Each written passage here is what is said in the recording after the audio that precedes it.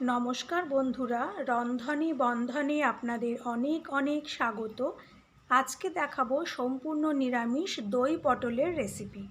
সেজন্য কয়েকটা পটল খোসা ছাড়িয়ে দেখুন মাঝখান থেকে একটু চিড়ে নিয়েছি দুদিকেই। পটলগুলো কিন্তু আস্তই আছে, খালি দুদিকে একটু অল্প করে চিড়ে নিয়েছি। এরপরে পটলগুলোতে অল্প একটু নুন মাখিয়ে নেব। আমি হলুদ মাখালাম না, কেননা হলুদ দিয়ে মাখিয়ে ভাজলে তেলগুলো পুড়ে যায়, তেলের মধ্যে কালো কালো দাগ হয়ে যায়। নুন মাখানোর পরে এবারে একটা মিক্সিং জারে 2 চামচ দই নিয়েছি আর 2 চামচ কাজু বাদাম ধুয়ে জলে ভিজিয়ে রেখেছিলাম, সেই কাজু বাদামটাও মিক্সিং জারে দিয়ে দিলাম। এরপরে দিলাম 4টে কাঁচা লঙ্কা।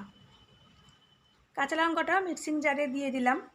এই দই, কাজু বাদাম এবং কাঁচা লঙ্কা অল্প জল দিয়ে একটা মিহি পেস্ট করে নেব। দেখুন আমার পেস্টটা করা হয়ে গেছে। এরপরে কড়াইতে 1.5 চামচ তেল দিলাম। তেলটা গরম হলে নুন মাখিয়ে রাখা পটলগুলো এক এক করে তেলের মধ্যে দিয়ে দেব। গ্যাসটাকে মিডিয়ামে রেখে পটলগুলোকে একটু লালচে করে ভেজে নিতে হবে। উল্টে পাল্টে একটু সময় ধরে পটলগুলোকে ভেজে নিতে হবে। হাই করে প্লিজ ভাজবেন না, তাহলে পুড়ে যাবে। দেখুন পটলগুলো এরকম সুন্দর লালচে রং ধরে গেছে। এইবারে সমস্ত পটলকে তেল থেকে তুলে নেব। সমস্ত পটল তেল থেকে তুলে নেওয়ার পরে কড়াইতে দিয়ে দিলাম আরও 2 চামচ তেল। তেলটা গরম হলে গোটা গরম মশলা দিয়ে দিলাম, দারচিনি, এলাচ, লবঙ্গ, একটা শুকনো লঙ্কা দিলাম, দিয়ে দিলাম একটা তেজপাতা। সমস্ত কিছু তেলের মধ্যে সামান্য একটু নাড়াচাড়া করে এরপর তেলের মধ্যে অল্প একটু জল দিয়ে দিলাম, কারণ এবার আমি গুঁড়ো মশলাটা দেব যাতে পুড়ে না যায়, সেজন্য একটু জল দিলাম। এরপর দেব 1/2 চামচ হলুদ, 1/2 চামচ জিরে গুঁড়ো, 1/2 চামচ ধনে গুঁড়ো আর দেব স্বাদ অনুসারে নুন। গ্যাসটাকে একদম লোতে রেখে সমস্ত মশলা এবার খুব ভালো করে একটু কষিয়ে নিতে হবে। মশলাটা কষানোর সময় কিন্তু গ্যাসটা একদম লোতেই রাখবেন।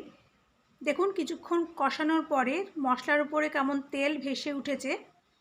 এই সময় যে কাজু বাদামের পেস্টটা করে রেখেছিলাম সেটা এবার কড়াইতে দিয়ে দেব। সমস্ত পেস্ট দেওয়া হলে গ্যাসটাকে লোতে রেখেই এবার খুব ভালো করে সমস্ত মশলা কষিয়ে নিতে হবে। যেহেতু কাজু বাদাম দেওয়া আছে তাই তলায় একটু লেগে যাওয়ার প্রবণতা থাকবে, তাই গ্যাসটাকে একেবারেই হাই করা যাবে না, একদম লোতে রেখে কষাতে হবে। দিয়ে দিলাম 1/2 চামচ চিনি।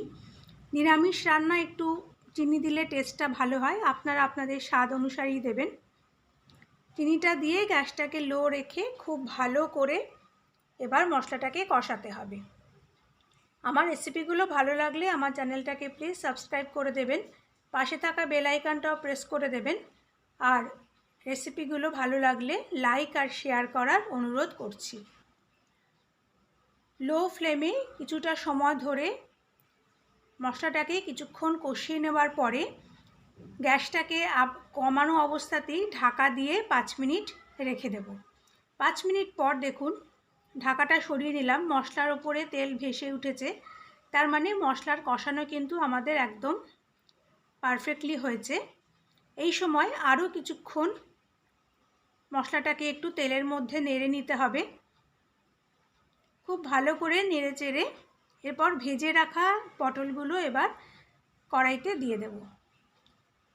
গ্যাসটা এই সময় লোতেই রাখবেন। তারপর সমস্ত পটলের সঙ্গে মশলাটাকে খুব ভালো করে মিশিয়ে নিতে হবে।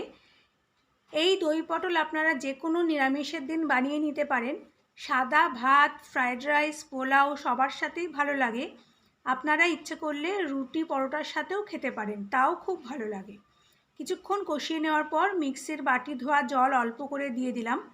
খুব বেশি জল দিলাম না, কারণ তরকারিটা আমি একটু মাখো মাখো করব। জলটা দিয়ে সমস্ত কিছু খুব ভালো করে নাড়াচাড়া করে গ্যাসটা হাই রেখে ঢেকে দিলাম কিছুক্ষণের জন্য। কিছুক্ষণ পরে 3টে কাঁচা লঙ্কা মাঝখান থেকে চিড়ে দিয়ে দিলাম, তারপর ঢাকা দিয়ে 7-8 মিনিট রেখে দেব। এর মধ্যে পটলটাও আমাদের সেদ্ধ হয়ে গেছে। দেখুন 7-8 মিনিট পরে কিছুক্ষণ নাড়াচাড়া করে দিয়ে দিলাম একদম সামান্য একটু গরম মশলার গুঁড়ো।